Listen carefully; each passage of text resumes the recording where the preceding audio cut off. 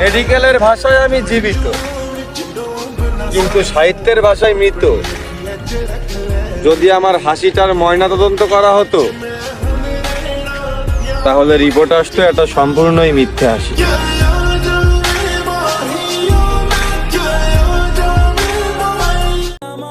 বুকের পাঁজরে ভূমিকম্প হয়েছিল, তুমি কিছুই টের পাওনি। আসলে তুমি আমার প্রেমে পড়েছিলে, কখনোই ভালোবাসোনি।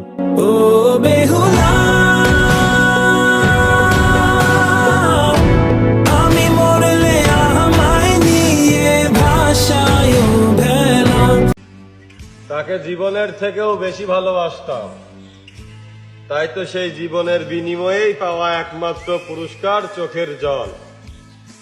আমি অভাবী সেই চোখের জলই বাজারে বিক্রি করতে গিয়েছিলাম, কেউ তো কিনলই না, উল্টো বলল প্রিয় মানুষের দেওয়া উপহার বিক্রি করতে নেই।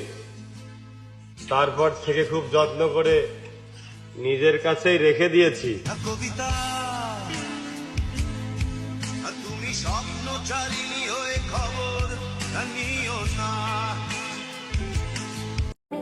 ভালোবাসা পুরনো হলে তাদের ঘুম চলে আসে, মাথা ব্যথা করে, কিছু ভালো লাগে না, ইম্পর্টেন্ট কাজ থাকে, আব্বু আম্মু পাশে থাকে, ফোনের চার্জ শেষ হয়ে যায়। তখন ডান হাত বাম হাতটা এক মাপের হলেও অজুহাতটা বড় হয়ে যায়।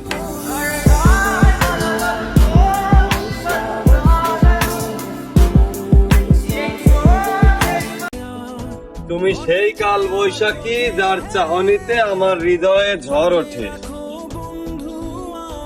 ওই ঝড়ই আমার ধ্বংসের মূল কারণ।